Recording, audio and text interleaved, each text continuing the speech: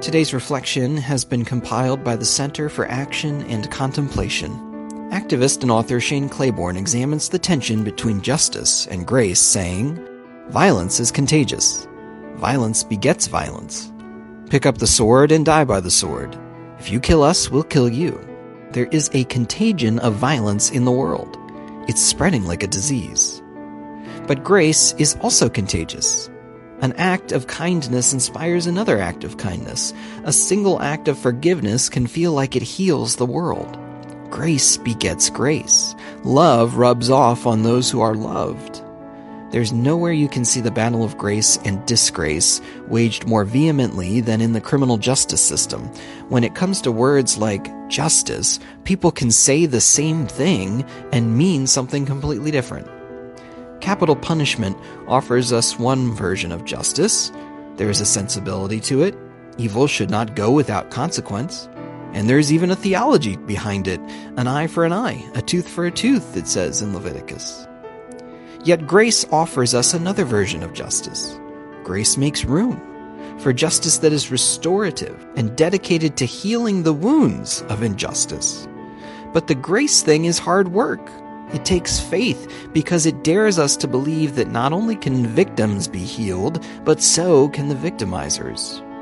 It is not always easy to believe that love is more powerful than hatred, life more powerful than death, and that people can be better than the worst thing they've done. These two versions of justice compete for our allegiance. One leads to death, the other can lead to life, and to healing and redemption and other beautiful things. Mennonite pastor Melissa Florer Bixler connects forgiveness and restorative justice. We are told to choose whose world we want to live in. We'll choose wealth or God. We'll choose violence or God. We'll choose nationalism or God. We'll choose racial hierarchy or God.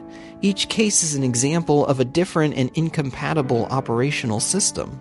One of those systems, if we live by it, binds us in endless struggle and violence that leads to our own destruction as well as the destruction of others. And we are asked to choose which world we want to live in, a world of retributive justice or a world of forgiveness.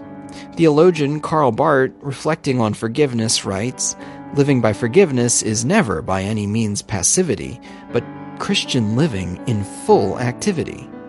Barth writes that when we finally come before God, we will not be asked to give an account of our piety and morality.